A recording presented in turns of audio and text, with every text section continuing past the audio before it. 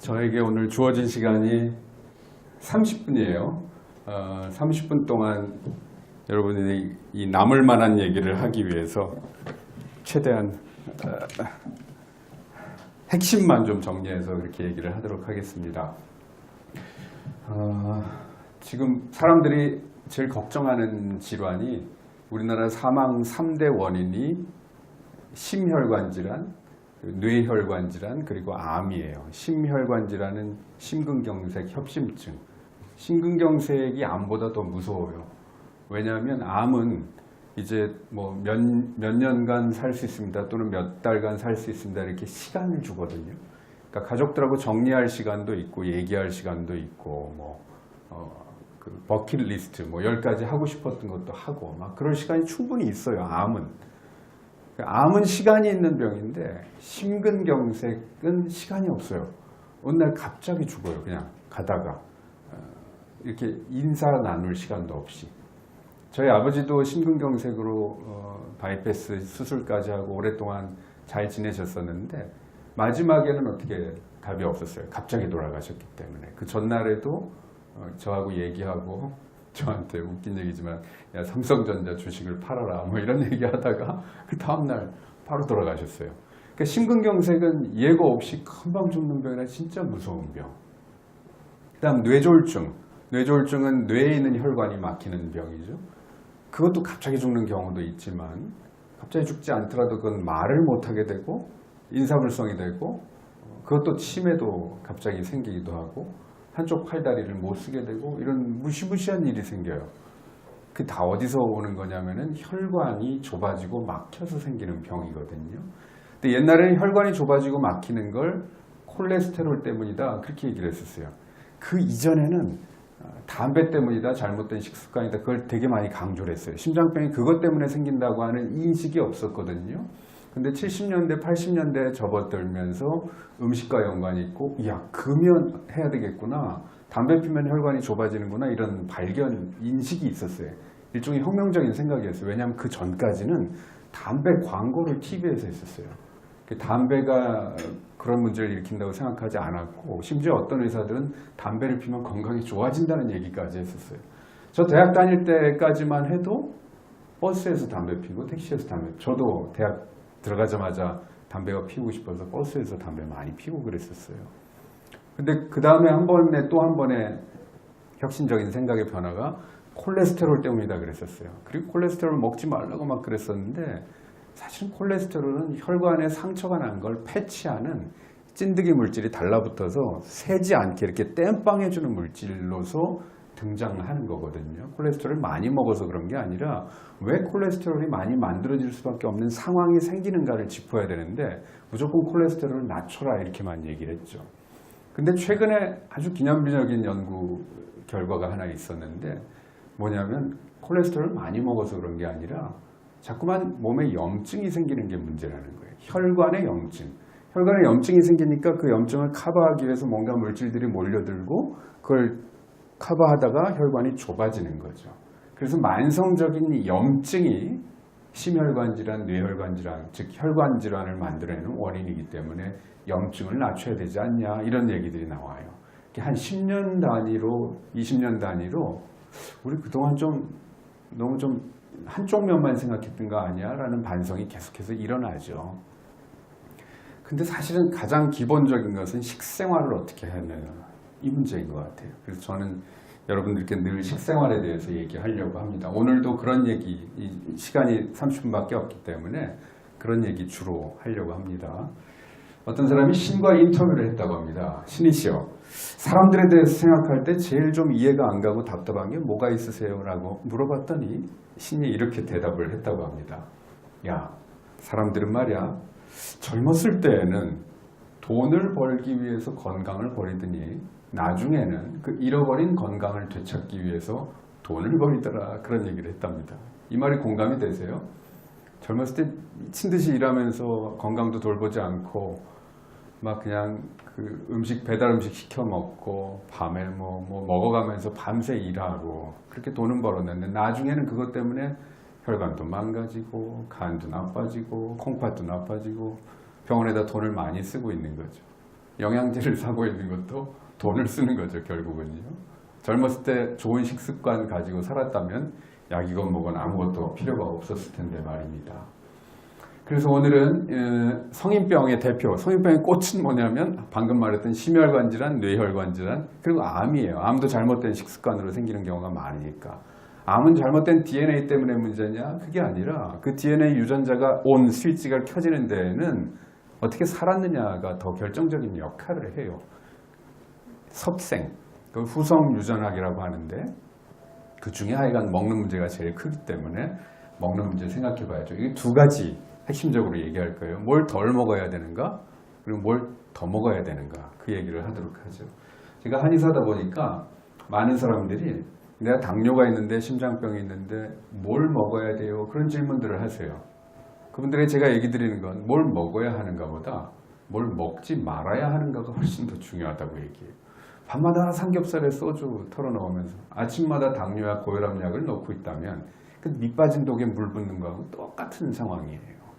우선 식습관을 바꿔야죠.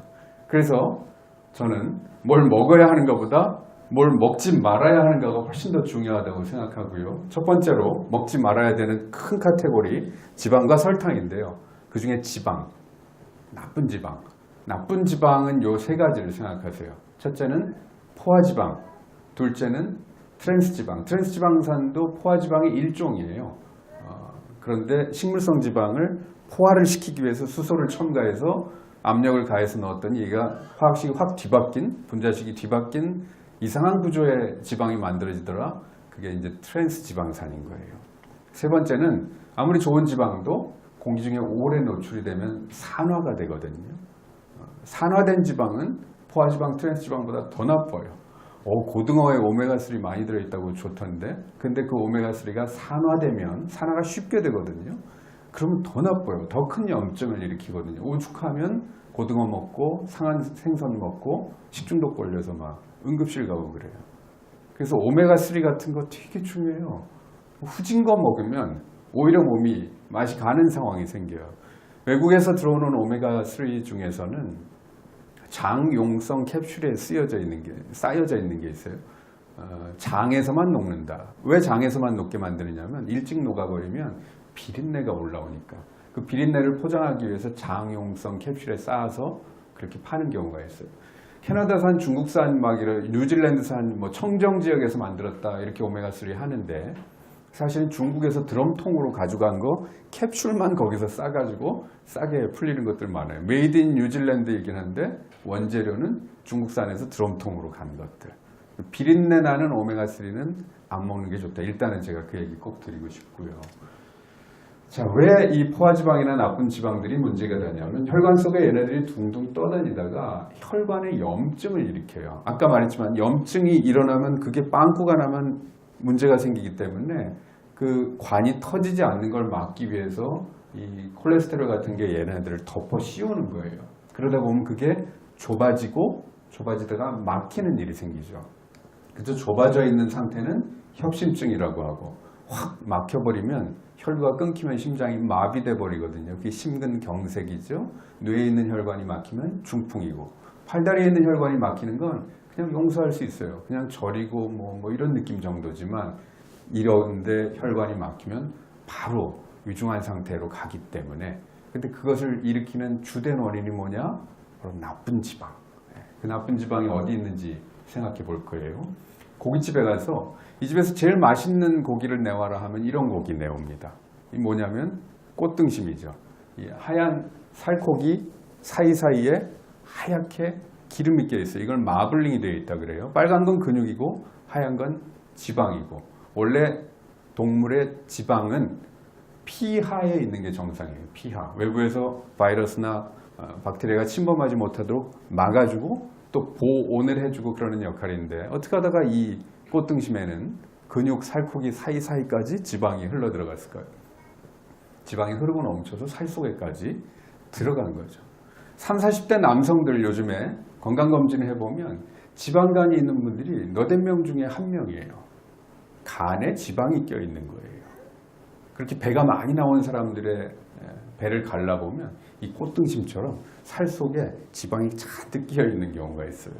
근데 고기를 키우는 입장에서는 꽃등심이 맛있으니까 찾는 사람들이 많아지고 그래서 비싸지잖아요. 고기를 키우더라도 꽃등심이 많이 만들어지는 고기를 키워야죠. 그래서 소를 뚱뚱하게 키웁니다.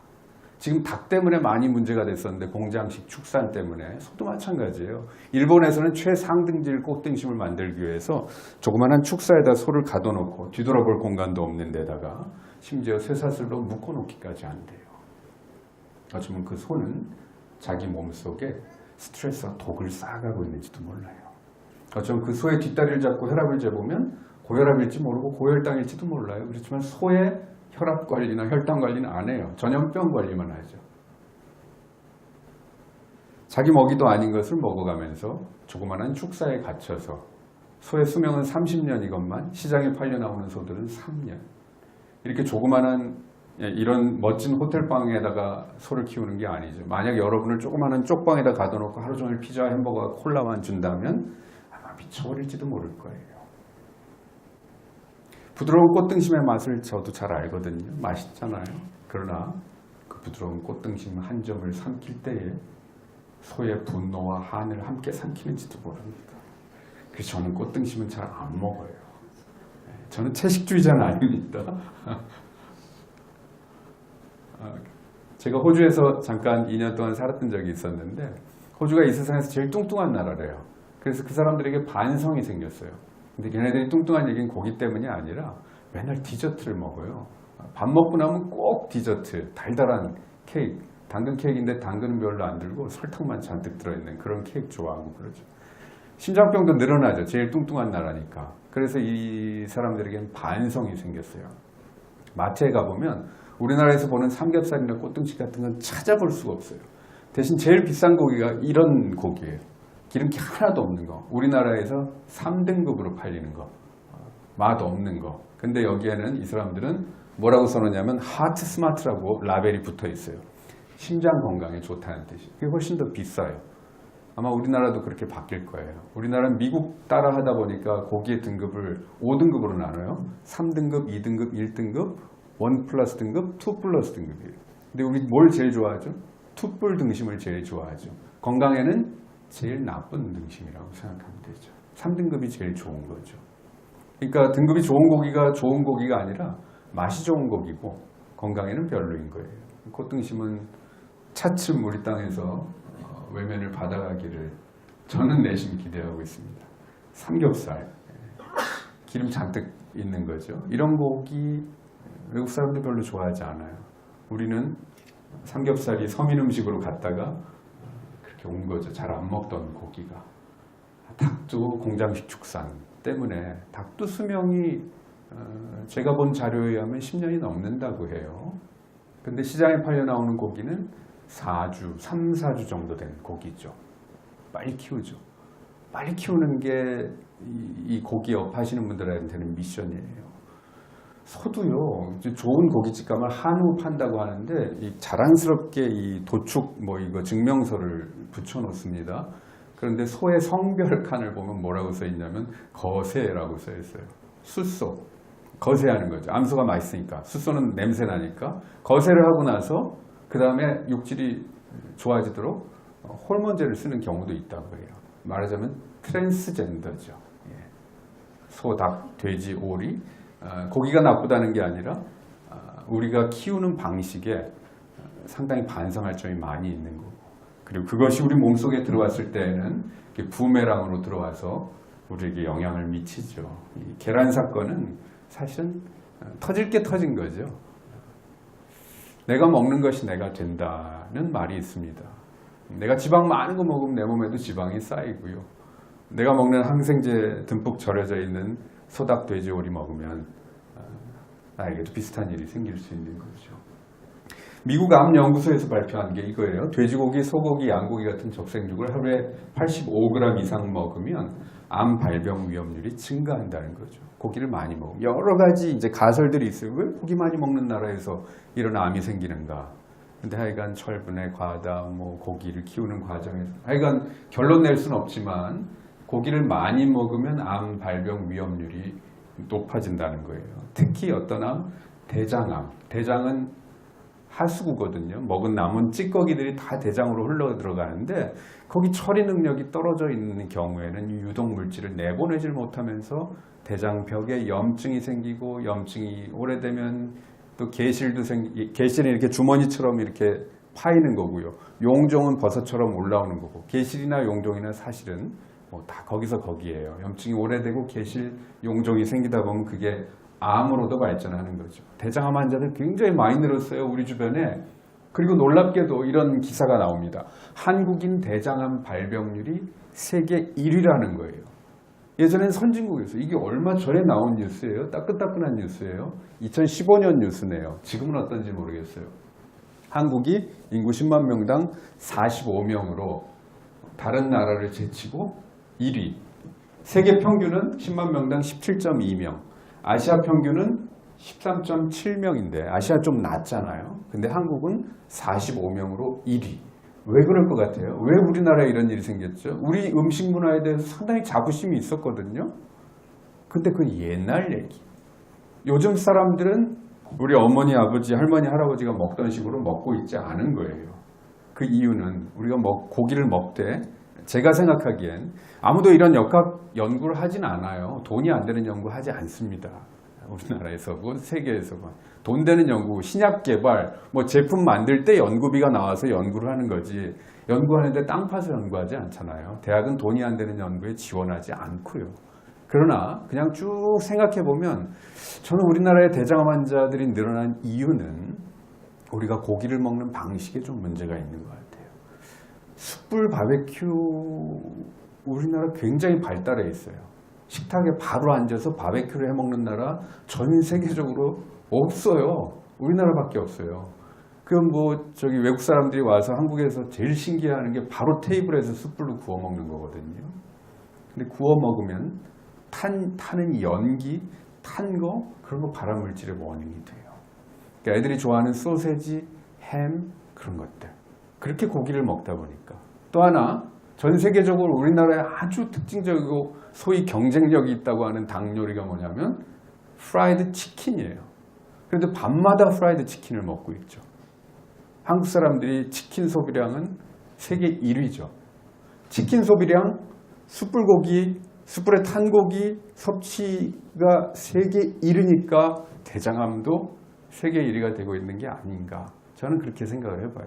전 상당히 리즈너블한 생각이라고 생각해요. 돈가스, 탕수육, 프라이드 치킨, 고기를 이런 방식으로 많이 소비하기 때문에 우리 대장암 환자들이 늘어나고 있는 것 같아요. 자, 두 번째 적게 먹어야 되는 음식입니다. 아까 제가 포화지방산, 트랜스지방산, 산화된 지방, 그거 얘기했어요. 트랜스지방산은 방금 말했던 튀김 종류, 경화유를 가지고 쇼트닝 같은 거 가지고 튀긴 거예요. 튀김도 그런 튀김에 문제가 있다고 얘기하니까 프라이드 치킨을 만드는 업체 한 군데에서 우리는 올리브유로 튀깁니다. 이런 구라를 친 기업이 있었어요.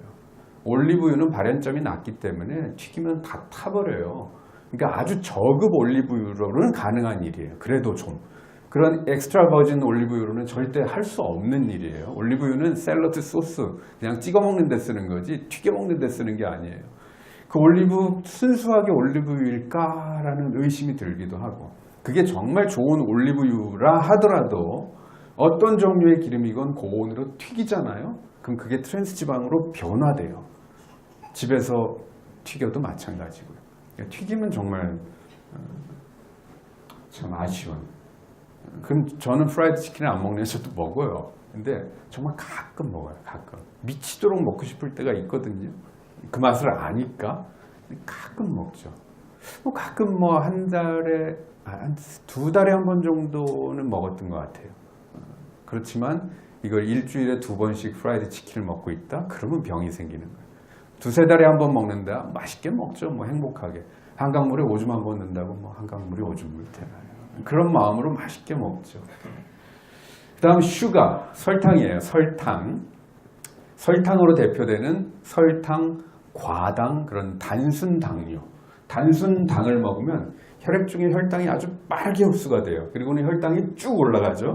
혈당이라는 거 우리 몸이 아주 소중하게 쓰는 땔감이거든요. 현금과 같은 거예요. 여러분에게 누가 현금을 200만 원, 만 원짜리로 주면 그 주머니에 놓고 다니지 않죠.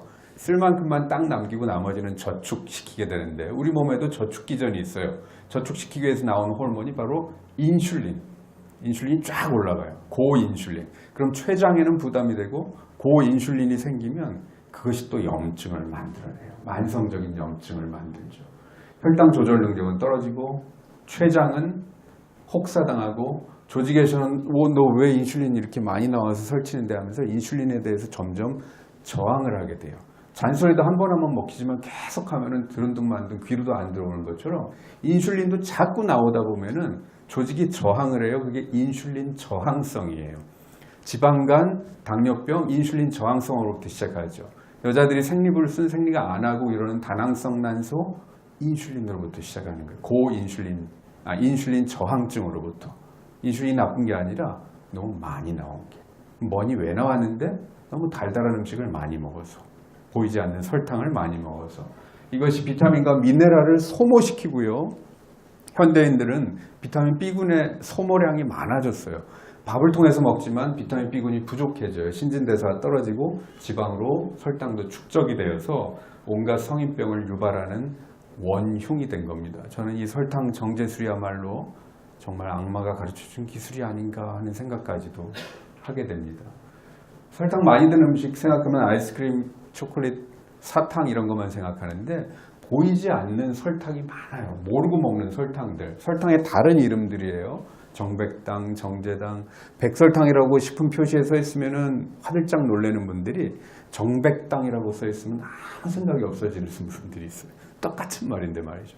심지어 영어로 스크로즈 써놔요. 이게 설탕의 화학 성분명이에요. 한자로 저당, 자당, 서당 뭐 이렇게 쓰는 경우도 있어요. 그것도 설탕이에요. 그리고 설탕이 들었을 거라고 생각하지 않고 먹는 많은 음식들이 있어요. 요구르트, 무가당 주스, 무가당은 가당을 하지 않았다는 뜻이지 당이 없다는 뜻이 아니에요. 과일의 당분이 즙만 짜내면은 흡수되기 좋은 형태의 과당이 막 물 안에 다 녹아 있는 거예요. 각종 음료수, 두유, 뭐 빵, 과자, 아이고 뭐 이런 데 다 설탕이 들어 있어요. 오렌지 주스가 건강에 좋다고 생각하는 경우가 있는데 그건 제가 생각하기에는 하나의 문화를 만들어낸 거예요. 미국 캘리포니아에서 오렌지 산업을 부흥시키기 위해서 호텔 조식 가면 오렌지 주스를 쫙쫙 깔아주고 아침에 오렌지 주스를 먹는 건 대단한 마케팅 상술이었죠. 그래서 그거를 먹어야만 되는 걸로 사람들이 그 문화가 만들어진 거예요. 오렌지를 팔아먹기 위해서. 오렌지에 물론 비타민 C가 들어있죠. 그런데 비타민 C를 잡아먹고도 남을 만큼의 당분이 들어있어요. 이 오렌지 주스 하나를 한번 영양성분표를 보시면요. 그 안에 액상, 과당, 백설탕 이런 게 들어있어요. 순수 오렌지 과즙이 아니라 더 뭔가를 더 넣어서 맛있게 만드는 거죠. 그래서 당류가 요거 요만한 거 한 병에 맥주캔만한 거죠. 350cc 하나에 당류가 36g. 각설탕 조그만 거 한 개가 2.5g이에요. 그러면 여기에는 2.5g 곱하기 열이면 25g. 그러니까 각설탕 한 14개 정도의 분량이 오렌지 주스 한 잔에 들어있는 거예요. 만약 여러분의 자녀가 각설탕을 15개를 집어먹고 있으면 뭐라 하시겠어요? 너 미쳤냐 하면서 그걸 뺐겠죠. 근데 오렌지 주스 한 잔을 다 마시면 한 잔 더 마실래 하면서 부어주죠. 엄마가 미친 엄마가 되는 거죠. 거기에 얼마나 당이 들었는지도 모르고. 어마어마한 거예요. 근데 그걸 막 깔아줘요. 호텔에 가면. 한 잔 더 드실래 하면서. 그건 제가 생각하기엔 제가 50년을 살아오면서 이 세상 돌아가는 걸 보면서 느낀 점은 이건 오렌지 산업이 한 일이다. 이 문화를 만들었구나. 요구르트 건강에 좋은 거라고 생각하는데 이런 요구르트 하나에도 성분표를 보면 정백당, 이건 설탕을 따로 넣었다는 얘기예요. 정백당이 자그마치 22g, 각설탕 9개 정도의 분량이 들어있는 거예요. 맛있는 요구르트는, 그 달달한 요구르트는 설탕의 작품이죠. 유산균이 들어있긴 하지만 유산균을 가장 비싸게 먹는 방식이 이런 요구르트 제품으로 먹는 거예요. 빈약하게 짝이 없는 유산균들을 그 이빨도 썩게 만들고 과당이 잔뜩 들어있어서 지방간을 만드는 원용들과 함께 먹는 건 전 절대 이게 건강식품이 아니라고 생각해요. 차라리 캡슐 안에 들어있는 유산균을 먹는 게 더 좋아요. 그보다 더 좋은 건 우리 음식에 김치, 청국장 낫또, 뭐 젓갈 그런 걸로 유산균을 일단 집어넣고 걔네들이 뱃속에서 잘 살 수 있는 환경, 먹이를 잘 공급해 주는 것이 가장 지혜로운 방법이에요. 그걸 못하는 사람들이 있기 때문에 유산균 캡슐까지도 등장을 한 거죠. 식생활로 다 커버가 가능한 거예요. 문제는 우리 식생활이 잘 그 커버를 못 해준다는 게 문제인 거죠. 두유는 괜찮지 않아야 하는데 두유에도 당류가 10g, 각설탕 4개 분량이 들어있어요. 물론 두유 자체, 콩 자체가 가지고 있는 당류도 있기는 하지만 맛있는 두유 뭐 이런 거는 문제가 있는 거예요. 이 두유가 왜 맛있겠어요? 제목이 맛있는 두유. 탕을 넣었으니까 맛있죠. 두유 갈아서 이렇게 한번 만들어 보세요. 절대 달지 않아요. 달게 만들어서. 배지밀도 A가 있고 B가 있잖아요. 하나는 맛있는 거, 하나는 밍밍한 거. 밍밍한 게 건강에는 더 좋은 거죠. 콜라 250cc 콜라 한 캔에 설탕 27g 들어있어요. 각설탕 11개 정도. 작은 콜라예요. 작은 콜라. 250cc. 근데 애들은 콜라 대병을 들고 다니면서 페트병에 있는 걸 그걸 한 병을 다 마셔버리죠. 사이다에도 역시 같은 크기 설탕 30g 작은 거예요. 그러니까 요런 잔 하나에 들어가는 이 잔이 용량이 아마 300ml 정도 될 거거든요. 그거 한 잔 마시면 각설탕 10개 넘게 열 몇 개를 먹고 있는 상황이죠. 포카리 스웨트 이것도 작은 병이에요. 15g 들어있어요. 여러분 운동하면서 게토레이 한 병 마시잖아요. 그거는 보통 500cc짜리도 있거든요. 기껏 살 빼겠다고 운동하면서 그거 마시면은 설탕 30g을 먹는 상황이 되죠. 스포츠 음료의 속임이에요. 스포츠 언제 먹는 거냐면 엄청 막 마라톤하고 당 떨어지고 이럴 때 먹는 거예요. 그럴 때 당을 보충해주는 의미로 먹는 건데 우리는 슬슬 운동하면서 별로 당 떨어질 일도 없는데 스포츠 음료 먹고 있는 거죠. 바나나 우유 뭐 이런 과일 우유에도 음료수, 콜라 사이다보다 더 많은 양의 당류가 들어있다고 해요. 그러니까 하루 종일 이런 간식을 먹고 산다 하면은 하루에 먹는 당의 양은 막 200g, 300g까지도 갈 수 있는 각설탕 100개를 먹고 있다 이렇게 생각하면 되죠.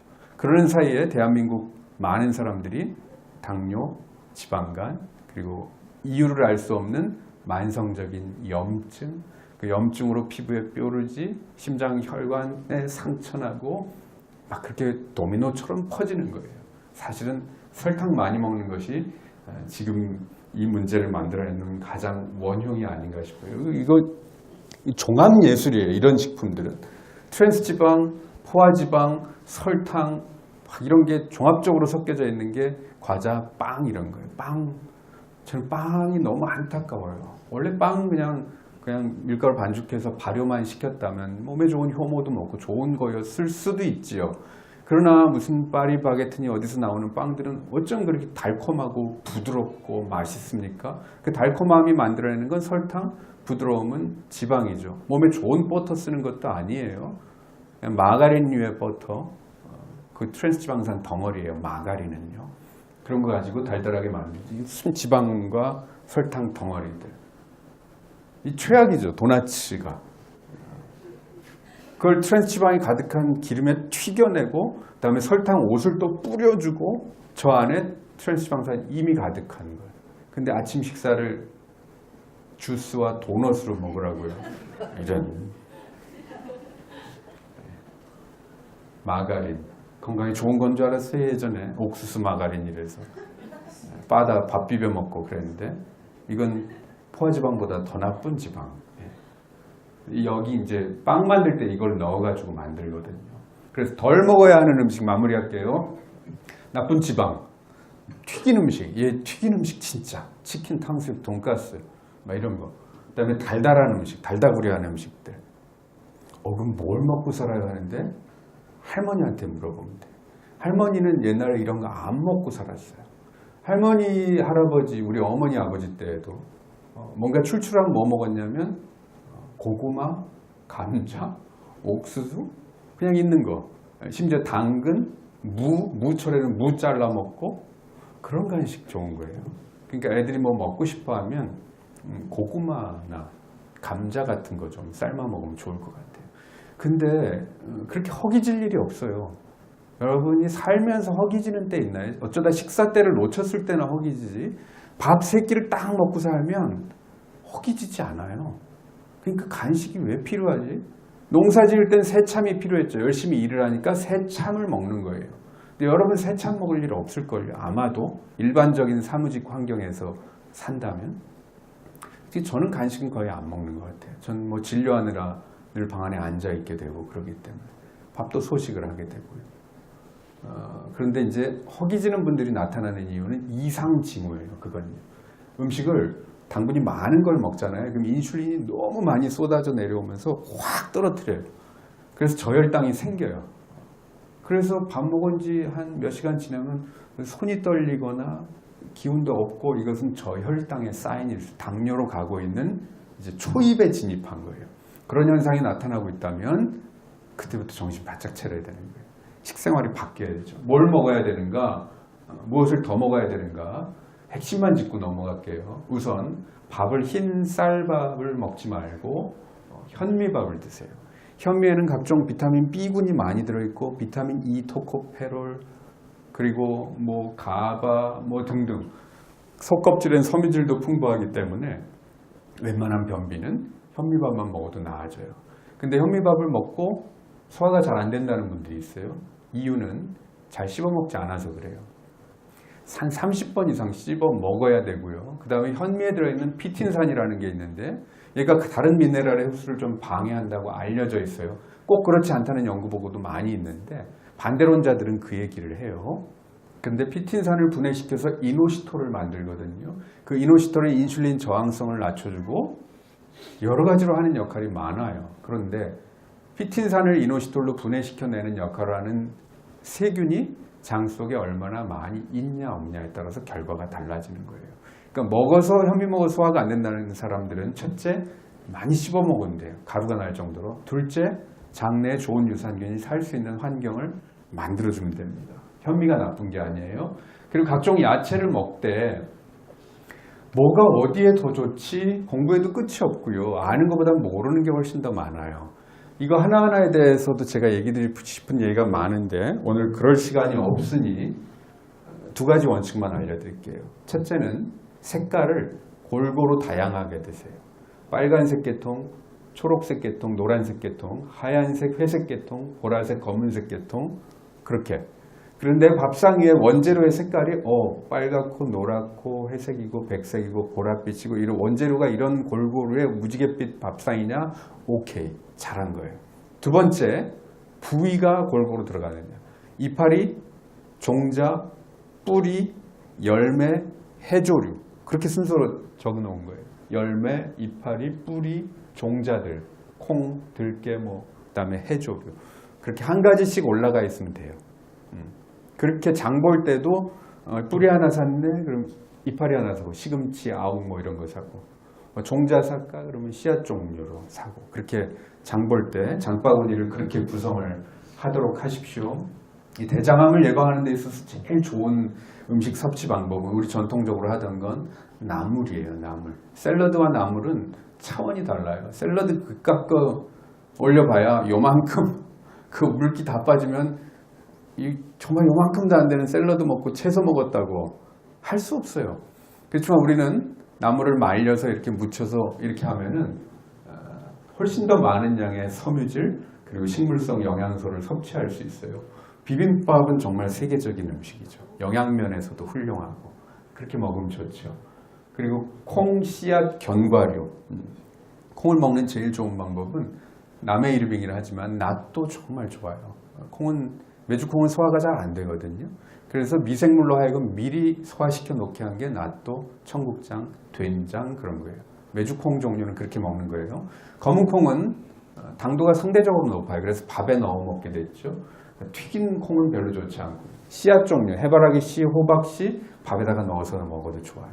반찬으로 못 먹으면, 간식으로 못 먹으면 호두잣 같은 견과류도 좋고요. 거기에 비타민 B군과 단백질, 몸에 좋은 지방이 있어요. 지방은 고기는 좀 덜 먹으면 이런 생선을 먹으면 좋아요. 고등어, 꽁치 같은 오메가3가 풍부한 생선. 일주일에 2번 이상 밥상에 올려주면 좋고요. 들깨에는 특이하게도 들깨에 있는 지방의 많은 부분이 오메가3예요. 들깨를 먹는 나라가 흔치 않아요. 전 우리가 가진 아주 소중한 음식 자산이라고 생각을 해요. 들깨를 먹되 그런데 갈아놓은 들깨 가루를 사지는 마세요. 모든 지방은 공기 중에 풀어놓으면 산화가 돼요. 산화. 그래서 껍질에 쌓여져 있는 거거든요. 근데 그 껍질을 까버리는 순간 공기에 노출되면서 지방은 산화가 돼요. 특히 들깨는 더 그래요. 참깨는 항산화 성분이 들어있어요. 세사민, 세사몰린 같은 게 들어있는데 들깨는 그게 없어요. 그래서 들기름은 빨리 상하잖아요. 그러니까 가루 빻아놓은 들깨는 그건 안 사야 되는 거예요. 아무리 밀봉 포장이 돼 있어도. 집에 가져오는 순간 산화되기 쉬워요. 들깨는 통들깨를 사셔가지고 바로 먹기 전에 그라인더로 갈아가지고 각종 나물이나 국이나 이런 데다 뿌려 먹는 거예요. 지금 통들깨를 제가 마트에 나가봐도 잘 안 팔더라고요. 근데 이제 소비자들이 많이 찾으면 많이 등장하게 될 겁니다. 과일 너무 달달한 거 많이 드시지 마시고요. 과일 많이 먹는 게 건강에 안 좋아요. 그냥 하루 한 줌 정도의 그 정도의 느낌으로만 드시고 색이 강하고 크기가 작은 과일, 이런 베리류의 과일에 항산화 성분이 많이 들어있기 때문에 이런 거 챙겨 드십시오. 그럼에도 불구하고 우리는 고기를 먹을 때가 있어요. 저도 고기 먹어요. 근데 먹을 때 제일 좋은 방법은 하얀 지방은 좀 제거하기. 닭은 껍질을 벗기고 날개는 살코기는 없고 껍질만 많으니까 날개는 좀 피하고. 두 번째는 숯불에 굽다 보면 아까 말했듯이 탄 것이 발암 물질이 돼요. 국은 괜찮지 않아요 하는데 갈비탕에 기름 덕지덕지 붙어있는 거 다 녹여낸 거 국물까지 홀딱 다 먹어버리면 그거 볶아 먹거나 튀겨 먹거나 결국 다 먹은 거죠. 먹는 좋은 방법은 푹 삶아 먹는, 기름기 쫙 빼고 삶고 살코기만 수육 형태로 각종 야채와 함께 먹으면 그래도 고기를 통해서 들어온 것들을 빼낼 수 있으니까. 고기를 먹으면 담즙산이 많이 분비돼요. 그 담즙산이 장내에서 2차 담즙산이 되면 그게 발암물질이 되거든요. 그때 장 안에 섬유질이 있으면 걔네들 끌고 나가. 근데 그게 없으면은 계속해서 머무르면서 문제를 일으키는 겁니다. 그래서 고기는 꼭 쌈 싸 먹고 각종 채소와 함께 먹고요. 쌈 싸 먹을 땐 농약 조심해야 될 것 같고요. 잘 씻어서. 그래서 고기를 먹는 제일 좋은 방법은 수육으로 먹는 게 제일 좋겠어요. 오늘 혹시 점심 때 고기가 나올지 모르겠어요. 맛있게 드십시오. 자, 이제 배웠어요. 마무리합니다. 외식을 가는데 우리 팀에서 오늘 회식을 가는데 중국집에 간대요. 우리가 중국집에서 제일 좋아하는 메뉴는 제일 먼저 떠오르는 건 탕수육이죠. 탕수육. 포화지방산이 가득한 돼지고기를 수입 밀가루에 옷을 묻혀서 트랜스지방산이 가득한 기름에 튀겨서 설탕으로 범벅을 시켜놓은 것이 탕수육이에요. 종합예술이죠. 짜장면은 돼지기름으로 볶고 어떤 곳에서는 더 때깔을 좋게 하기 위해서 다르게 색소를 쓰기도 한다고 하고, 짜장의 그 달달한 맛은 뭔가요? 물론 양파에서 나오기도 하지만 뭔가 달달한가. 근데 우리가 짜장면, 중국집에 가면 제일 좋아하고 시키는 것은 짜장면과 탕수육. 난 중국집은 안 갈래. 이럴 순 없잖아요. 그렇게 살면 안 되잖아요. 그럼 중국집에 가면 여러분이 택해야 될 메뉴는 뭘까요? 짜장면 대신 짬뽕이 차라리 낫죠. 울면 기스면 이런 게 더 낫죠. 분위기 있는 이태리 레스토랑에 가면 스파게티가 있습니다. 하얀 크림 소스 스파게티와 빨간색 토마토 소스 스파게티가 있을 때 여러분 뭘 선택해야 되겠습니까? 빨간 거 선택하면 되는 거죠. 한식집에 가면 갈비탕 등등 메뉴가 있고 비빔밥도 있어요. 뭘 선택해야 되겠습니까? 비빔밥 선택하면 되죠. 빵집에 가면 아주 부드럽고 달콤한 페스트리니 이런 빵이 있고 거친 홀그레인으로 만든 거친 빵이 있어요. 거친 빵을 선택해야죠. 주어진 여건에서 최선을 다하시면 됩니다. 그러면 적어도 빵점으로 살진 않는 거죠. 50점만 해도 괜찮잖아요. 빵점보다는 50점이 낫잖아요. 그렇죠? 건강을 지키는 건 마치 차를 관리하는 거하고 비슷해요. 아무리 고급 외제 승용차를 받았다 하더라도 급제동 급출발에 나쁜 기름 넣으면 5년도 안 돼서 폐차될 수 있어요. 그러나 중고차를 받았다 할지라도 좋은 기름 넣고 잘 수리하고 운전 부드럽게 하고 그러면 10년, 20년도 넘게 탈 수 있는 거죠. 우리 아기 낳을 때 산부인과 가면 분만 예정일이라는 것을 정해줍니다. 분만 예정일이라는 건 있어도 사망 예정일이라는 건 없습니다. 그렇죠? 그것은 점집에 간다고 나오는 게 아니라 내가 생활 습관을 어떻게 결정하느냐, 또 운명에 의해서 결정되는 게 아니라 특히 내가 무엇을 먹고 사는가에 따라 많이 달라지는 것 같아요. 식생활이 근본인데 식생활이 잘 안 되고 한계가 있기 때문에 그래 뭐 대안이라도 찾자 하면서 결국 그래도 잘 만들어진 영양제 찾는다라고 하면서 영양제도 먹고 그러는 것 같아요. 저는 임신 진료를 주로 보는데 만약 여성들이 평소에 채소, 푸른잎 채소 잘 챙겨 먹으면 굳이 엽산 같은 거 권하고 싶지 않은데 현실적으로 그렇게 못하고 맨날 나가서 사 먹고 그러기 때문에 그렇게 권하게 되고 저도 몇 가지 영양제를 먹기도 하고 그러는 것 같네요. 그러다 보니 메타포뮬라하고도 인연을 갖게 되고 초청을 해줘서 이런 자리에서 여러분도 만나게 됐던 것 같아요. 부디 건강한 식습관 잘 지키셔서 행복하게 오래오래 무병장수하시기 바랍니다. 이것으로 강의 마치겠습니다. 고맙습니다. 네, 다시 한번 여러분 박수 한번 뜨거운 박수 부탁드리겠습니다. 네, 감사합니다.